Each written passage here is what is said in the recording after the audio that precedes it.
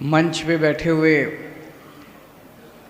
मेरे छोटे भाई और पंजाब के मुख्यमंत्री भगवंत मान साहब, हमारे कैबिनेट मिनिस्टर्स, हमारे members of parliament, chief secretary साहब, यहाँ पे मौजूद सभी ऑफिसर्स और जलंधर के कोने कोने से आए हुए सभी इंडस्ट्रियलिस्ट और सभी व्यापारी भाई बहन, आप सब लोगों को मेरा नमस्कार, सबको प्रणाम, सत श्री अकाल।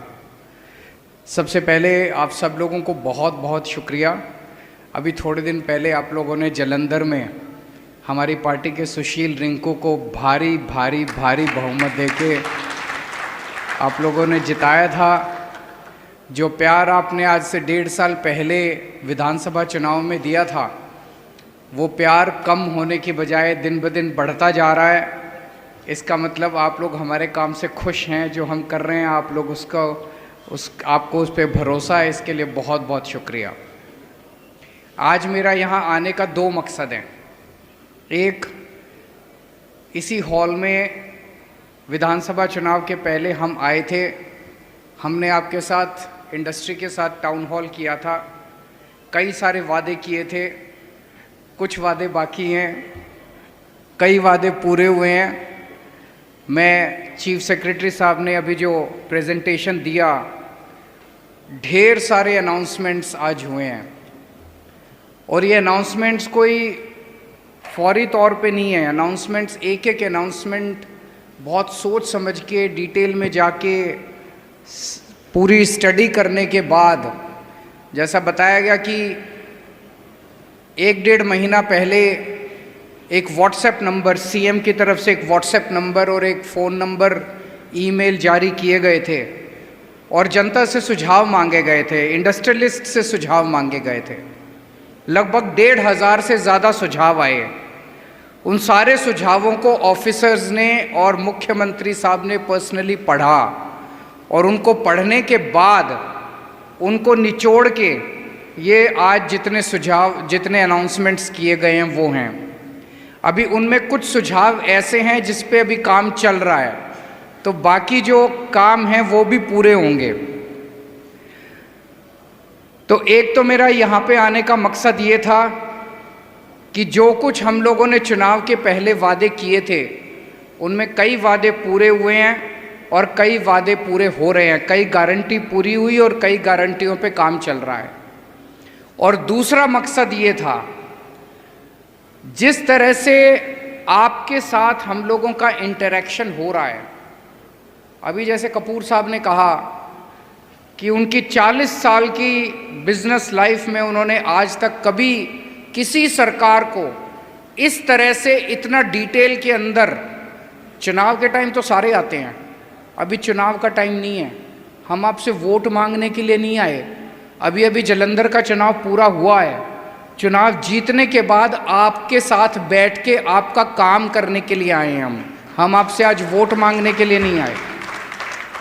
तो आज हमारा आपके साथ बैठ के इतना लंबा, पिछले 3 घंटे से हम लोग बैठ के बात कर रहे हैं, आपके साथ बात करने का एक ही मकसद है, आपको ये बताना कि हम आपके साथ हैं। बस ये बताना चाहते हैं हम। आज पंजाब के अंदर 2 स्तर के ऊपर, 2 लेवल के ऊपर इंडस्ट्री का एक्सपेंशन का प्लान किया जा रहा है। एक, बाहर से बहुत बड़े स्तर के ऊपर पंजाब के अंदर इन्वेस्टमेंट होने जा रही है, होनी शुरू हो गई है। 50,000 करोड़ रुपए की इन्वेस्टमेंट के प्रोजेक्ट्स शुरू हो गए हैं। एमओयू साइन नहीं हुए हैं, एमओयू तो झूठे होते हैं। मैंने देखा है, यूपी के अंदर इन्वेस्टमेंट समिट होता है, गुजरात के अंदर इन्वेस्टमेंट समिट होता है, बड़ी बड़े इंडस्ट्रियलिस्ट, वो सब झूठे होते हैं। 50,000 करोड़ रुपए की बाहर से इन्वेस्टमेंट आ रही है। बड़े बड़े इंडस्ट्रियलिस्ट, टाटा स्टील अपना 2nd लार्जेस्ट प्लांट पंजाब के अंदर लगाने जा रहा है। 50,000 करोड़ के प्रोजेक्ट्स चालू हो चुके हैं। 3,500 प्रोजेक्ट्स, जिसमें 2,86,000 हमारे पंजाब के युवाओं को नौकरी मिलेगी। ये बहुत बड़ी बात है। इतने बड़े स्तर के ऊपर हवा उल्टी बहने लगी है। जैसे अभी भगवंत मान साहब आपको बता रहे थे, एक टाइम ऐसा था जब पंजाब के अंदर कोई भी सफल होने से डरता था, सक्सेसफुल होने से डरता था। कई सारी कहानियाँ सुनी हैं, मुझे नहीं पता वो कहानियाँ सही हैं कि गलत है, कि एक ब्रेड वाला था, उस ब्रेड वाले पे किसी की नज़र पड़ गई और फिर उस गेट पे अपना आदमी बिठा दिया और हर ब्रेड के पैकेट के, सुना है ना ये एक कहानी चलती है। एक कहानी चलती है कि एक किसी का होटल था, उसने कहा होटल मेरे को दे दे, उसने नहीं दिया तो उसके सामने एक फ्लाईओवर बना दिया। वो सामने ये कई सारी कहानियाँ सुनते हैं। तो एक टाइम ऐसा था जब पंजाब के अंदर कोई भी इंडस्ट्रियलिस्ट, कोई भी व्यापारी सफल होने से डरता था, सक्सेसफुल होने से डरता था। लोग छोड़ छोड़ के भाग रहे थे, छोड़ छोड़ के भाग रहे थे।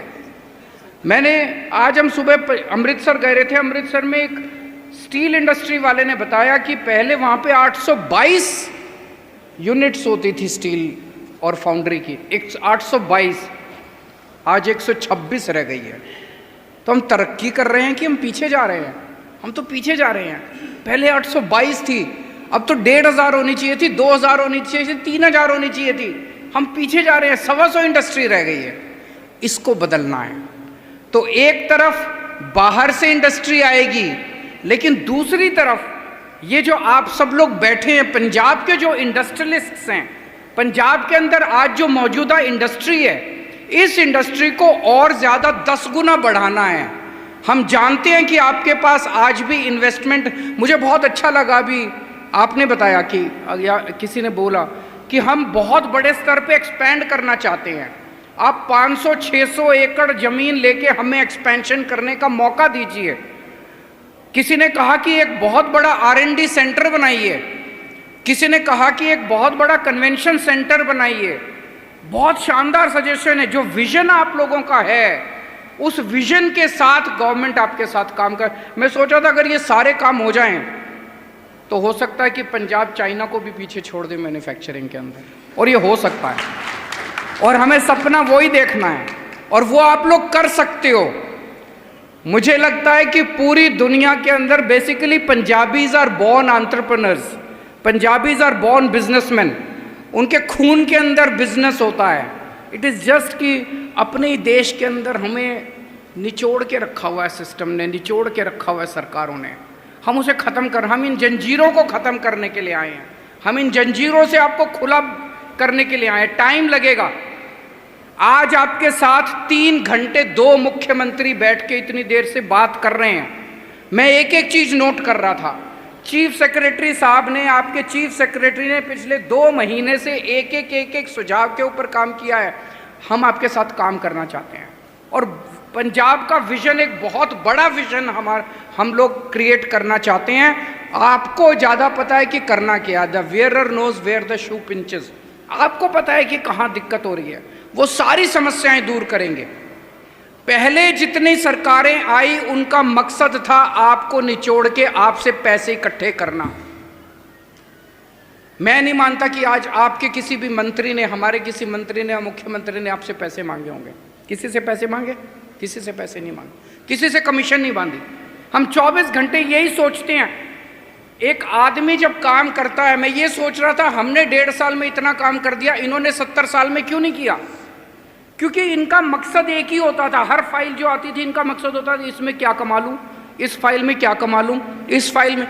हमें कमाना ही नहीं है, हमें पैसे ही नहीं कमाने, हमें रिश्वत ही नहीं लेनी, हमें भ्रष्टाचार ही नहीं करना, भगवंत मान को पैसे नहीं कमाने। तो हम 24 घंटे ये सोचते हैं पंजाब के लिए और क्या कर सकते हैं, पंजाब के लिए और क्या कर सकते हैं, पंजाब के लिए और क्या। 24 घंटे दिमाग के अंदर हमारे ये चलता रहता है।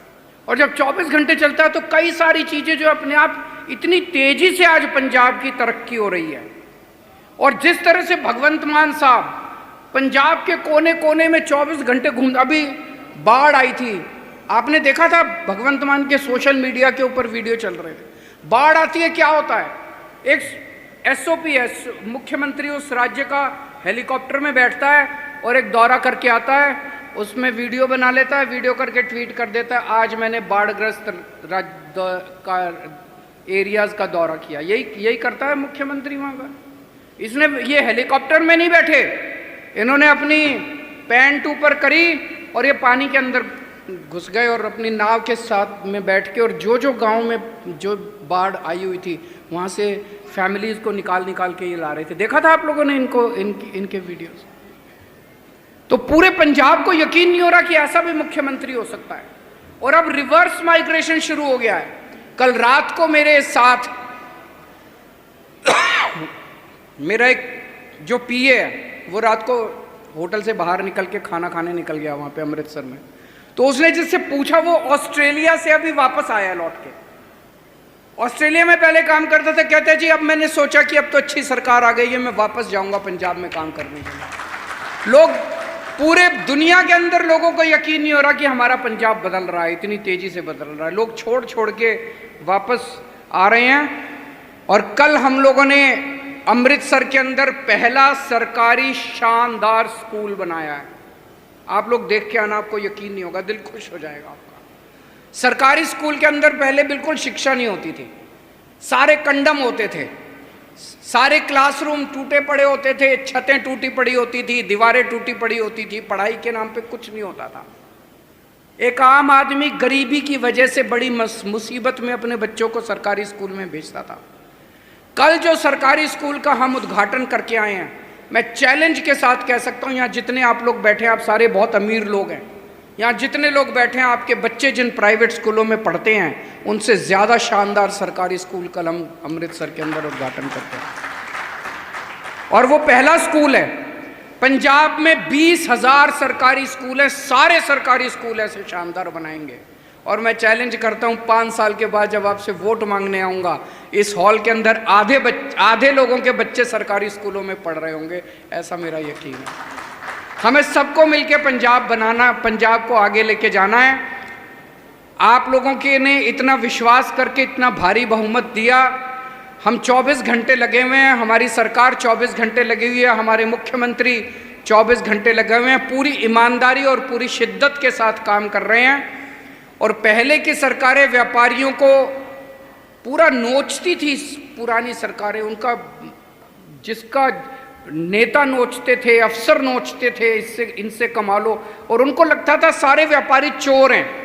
हम आपको चोर नहीं मानते हैं, हम आपको अपना भाई मानते हैं, पार्टनर मानते हैं पंजाब की तरक्की के अंदर, और आपके साथ मिलके एक रंगला पंजाब बनाएंगे। आपका सब लोगों का बहुत बहुत शुक्रिया। मैं जानता हूँ सब थक चुके हैं, मैं और भाषण नहीं दूंगा। Thank you so much. Thank you sir, thank you so केसी, मेहरबानी सर।